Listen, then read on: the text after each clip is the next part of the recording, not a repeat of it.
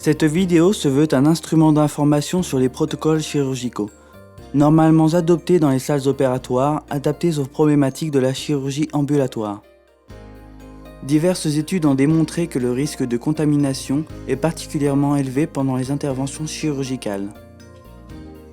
Pour réduire ces risques, il est de règle de fixer des protocoles, dans lesquels on adopte des procédures opérationnelles. La technique de l'asepsie est un instrument important qui aide à mettre en pratique ces protocoles. En chirurgie orale et en particulier en implantologie, une pratique non stérile et incorrecte peut mettre sérieusement en danger la régénération tissulaire puis l'ostéo-intégration de l'implant.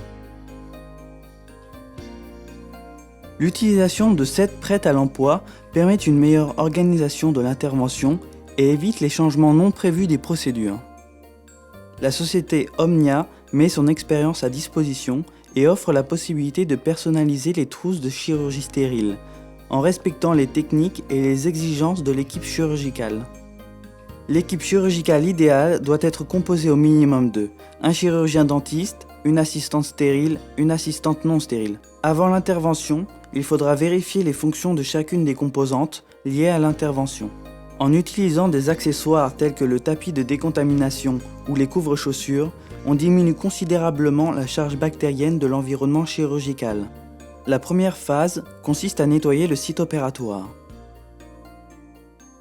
Une assistante, correctement protégée avec masque, coiffe, lunettes et gants de désinfection, retire de l'uni et des différents plans de travail tous les objets ne servant pas à l'intervention. Ensuite, on procède au nettoyage et à la désinfection des surfaces à l'aide des produits recommandés. Les différentes parties du fauteuil sont recouvertes de protections imperméables jetables avec effet de barrière.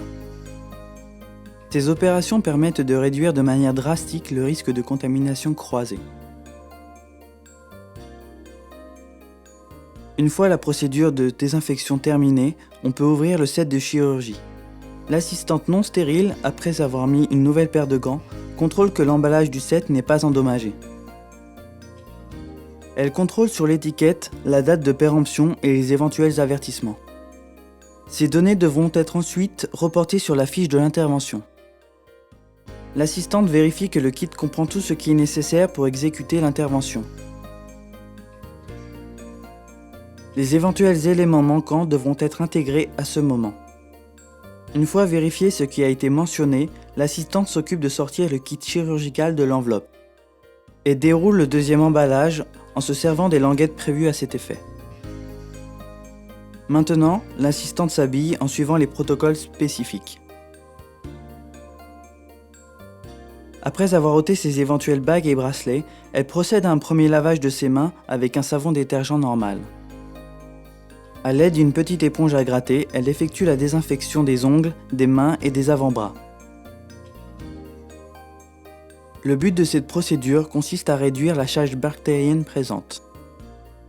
Le nettoyage doit suivre un ordre déterminé. Doigts et ongles, paumes, poignets, avant-bras jusqu'à 5 cm du coude, pendant un temps minimum de 2 minutes et demie par main. Le rinçage doit se faire en gardant les mains plus hautes que le coude.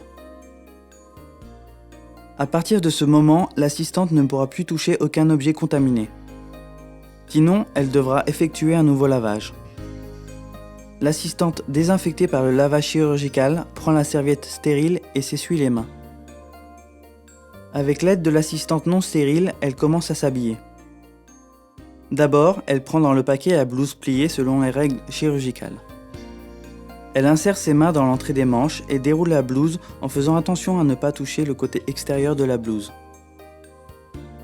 Elle enfile les bras dans les manches en gardant les mains à l'intérieur des poignets en coton. L'assistante stérile accroche la partie supérieure de la blouse avec le velcro et à la taille en nouant les lacets intérieurs. Après avoir pris les gants dans leur enveloppe, l'assistante les met toute seule. Ces techniques spécifiques préservent la contamination accidentelle. Ensuite, avec l'aide de l'assistante non stérile, elle accroche la blouse avec les lacets extérieurs.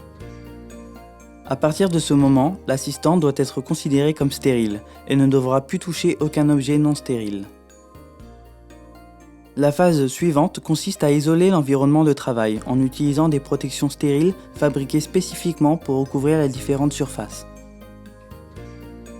L'assistante stérile, en se servant du kit chirurgical, commence à isoler la table de maillot avec le champ enveloppe prévu à cet effet. Le champ est plié de telle sorte qu'il puisse éventuellement être aussi manipulé par du personnel non stérile. En utilisant un champ imperméable de la taille adéquate, l'assistante recouvre la table à instruments et le groupe hydraulique. Le champ est muni d'adhésifs pour éviter les déplacements accidentels pendant l'intervention. Le côté absorbant permet d'éviter les éventuelles contaminations par les liquides contaminés. Avec un champ transparent imperméable muni d'adhésifs, elle isole le physiodispenseur et commence la préparation des systèmes de refroidissement. Elle insère la ligne d'irrigation dans la pompe péristaltique et la fixe avec des clips prévus à cet effet.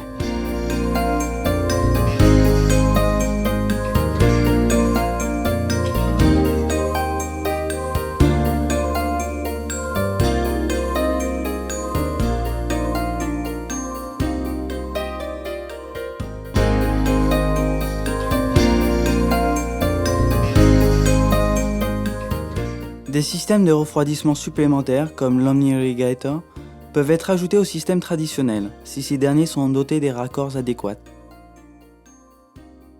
La gaine OmniSleeve facilite la protection stérile des câbles et des tuyaux d'aspiration. Avec l'élastique fourni, l'assistante fixe la gaine au contre-angle ou à la canule d'aspiration. La poche de sécurité spéciale se fixe sur le plan de travail et évite la dispersion des déchets contaminés dans la salle opératoire.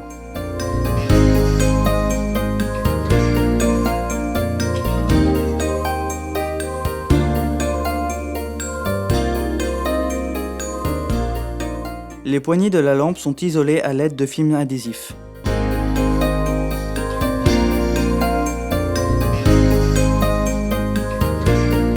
Maintenant, on procède à la préparation du patient. L'objectif est d'isoler le champ opératoire des contaminations extérieures potentielles. Le pulsomètre est raccordé au patient pour surveiller les paramètres pendant l'intervention. En utilisant le kit prévu à cet effet, l'assistante procède à la désinfection de la peau autour de la cavité buccale, en partant des lèvres vers l'extérieur.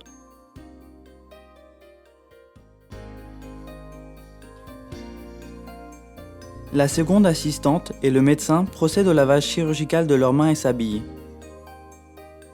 Après avoir exécuté le lavage et le séchage des mains, la phase préparatoire se termine par l'habillage de l'assistante stérile, aidée de la seconde assistante.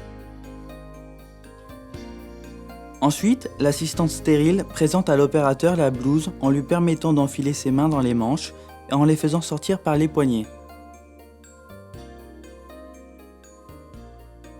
La mise des gants et la fermeture de la blouse sont également facilitées par l'aide de l'assistante déjà stérile. Zone où la stérilité doit être particulièrement respectée.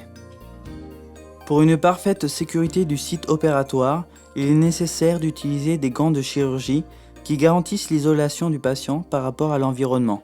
Le tissu non tissé a été réalisé spécialement avec des caractéristiques spécifiques qui créent cette barrière. Les caractéristiques sont les suivantes: absorption et imperméabilité, hydrophobie et transpirabilité. L'isolation du patient peut être réalisée avec diverses techniques en fonction des nécessités de l'équipe chirurgicale. Champ opératoire à 2 plis avec fente adhésive en U. On positionne le drap pour cet usage sur le thorax du patient et en suivant les indications, on le déroule vers les pieds.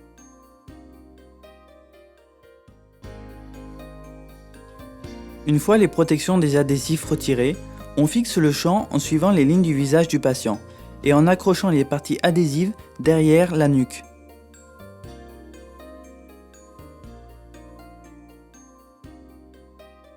Le drap de tête est positionné avec la bande adhésive sur le front du patient et on le déplie vers l'arrière. Dans ce cas, le nez et les yeux du patient restent visibles.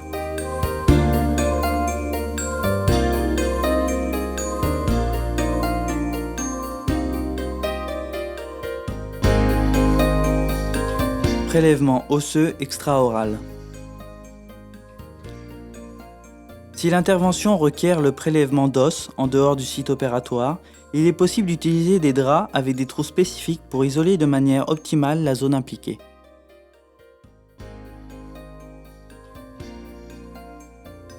Champ opératoire avec drap unique et trous adhésifs. On positionne le drap du patient sur le thorax et en suivant les indications, on le déroule vers les pieds. Dans ce cas, il est indispensable de doter le patient d'un système d'oxygénation et de surveillance adéquat. Ensuite, on retire la protection adhésive et on fixe le drap sur le visage. On peut intégrer au champ stérile un champ transparent pour l'incision.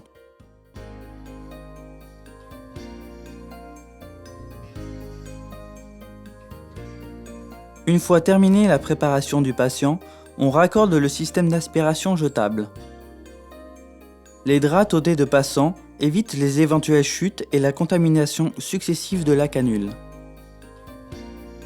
Si le cas le requiert, il est possible d'appliquer au système d'aspiration doté d'adaptateurs spéciaux lueur le filtre servant à la récupération de l'os pour l'ostéo-intégration.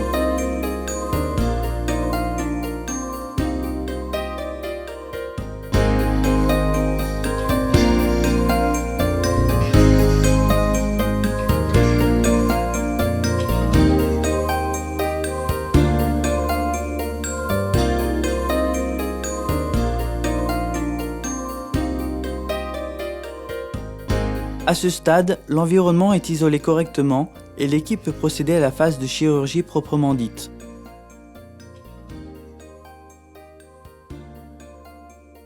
Une fois l'intervention terminée, les matériaux hautement contaminés tels que les gaz, tampons et filtres sont enfermés hermétiquement dans la poche spéciale marquée.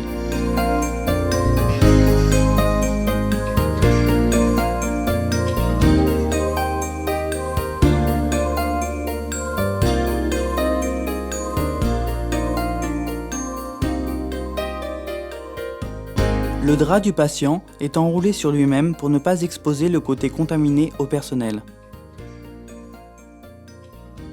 La même procédure est appliquée pour le déshabillage des opérateurs.